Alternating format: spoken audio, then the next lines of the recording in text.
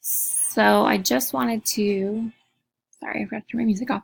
I just wanted to show you how you can make a QR code real quick. So I'm going to do that with my avatar. So you're just going to copy the URL, and then you're going to go to, let's see, yes, Kawa, whatever you call it, Kaywa. There's many options to do this. You can put the URL in, the contact information, a coupon, text, phone, vCard, which is your information, or an SMS. But this is really easy to use.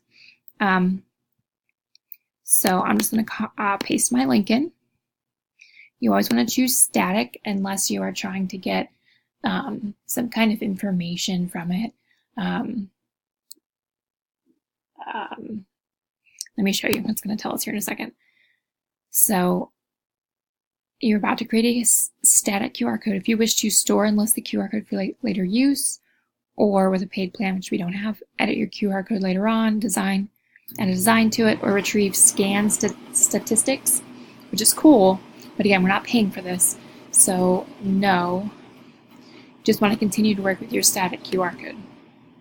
And then it generates right here, and it's very simple. Then I usually download it as a PNG, and from there I put it into whatever I need to. As long as I label it, it's good to go. Thank you.